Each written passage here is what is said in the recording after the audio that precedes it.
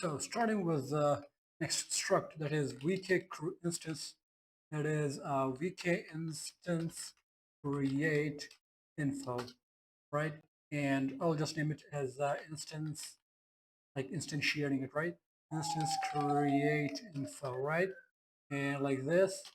Once it's done, an instance create info dot s type. Now, I already told you that we'll have S type multiple times, or we'll have S type in every struct that we'll ever use. So we'll have a structure, we'll just name it as same as before, as VK structure type. It will be instance created for, right? Since the name of the struct is instance create info, it will be this way.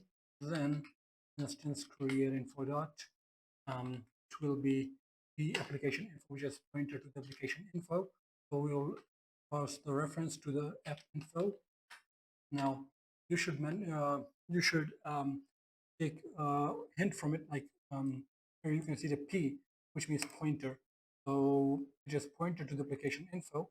So whenever we see the P over here, so whenever you see the P over here, so it means that we'll use ampersand sign over here.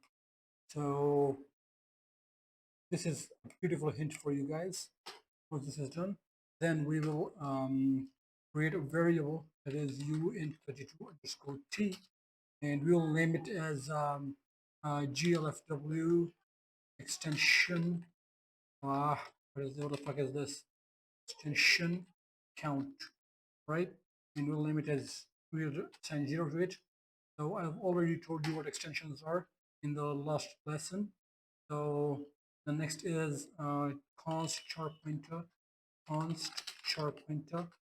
or double pointers, and glfw extensions, and glfw extensions themselves. So we'll then pass glfw extensions over here is equal to glfw get required instance extension, and I will just do it, and I'll just pass the extension count over here, glfw extension count, right? Here we go. Now I will just explain it right now. It is glfw get extension required extension instance extensions. This function will return the actual instance extensions. I've already discussed this instance extensions. It will return these and will store this in the glfw extensions variable, right? Once these are stored in here, so it will store the number of extensions over here in the glfw extension count variable, right?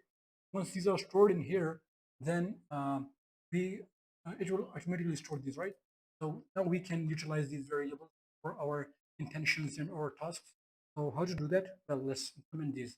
So for that reason, we'll just write it as instance create info dot. We'll pass the enable extension count, which is equal to variable that is glfw extensions count. Yeah, and then next is instance create info dot, which is enable extension. Now notice there is double PP, which means pointer to the pointer. So here we have pointer to the pointer. We'll pass the glfw extension themselves. glfw extension themselves over here, right? Now this is the great thing. And next is instance create info dot enable layer count. We'll just make it 0. Just leave it as it is. We don't need it right now. Okay, once we are done with this, then we can just write it as beautiful. What we can do is that we can just now create our instance, that is vk, or sorry, vk result is equal to vk create instance. Okay, now this takes argument that is the instance create info. It takes that as the pointer to this, or reference to this as an argument. So reference to the instance create info, And next is allocator. It will be null pointer quite all of the time, and the pointer to the instance that we have created in the last lesson, or it is actually the reference to the handler of the instance basically. So we'll pass that like this, and here we are done. Okay, so now we will do some error check. That is, if result is not equal to vk success, here we are. And if it is not equal to success, then we will throw some error. That is std runtime error, and it will be failed create instance. Now, one thing that I need to mention is that once you are done with this, then we'll have to mention we'll have to destroy this instance as well. So we'll just write as vk destroy instance.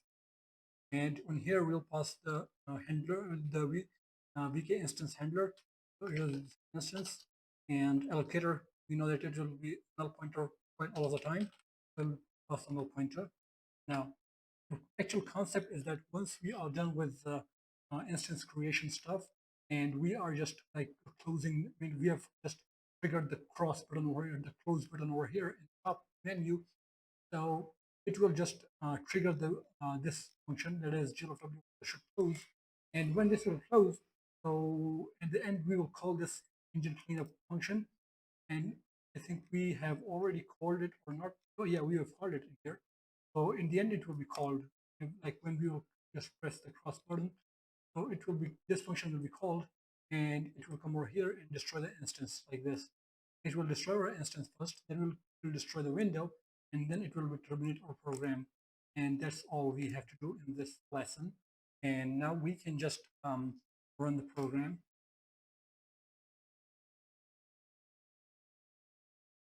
And it can take some time, so we'll have to wait for it. But it'll work. I'm pretty sure it should work. Oh man.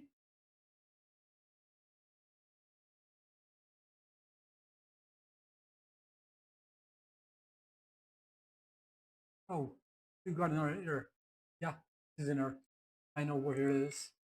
Remember, I've made this mistake. Don't you dare make this mistake, okay? So it works. Yeah, it works now.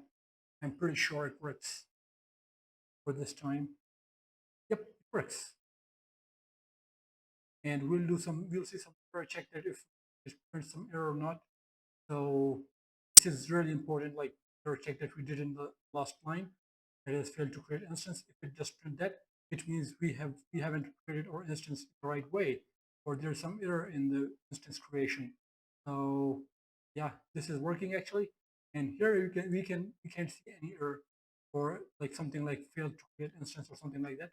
It means we have successfully created our instance. Thank you.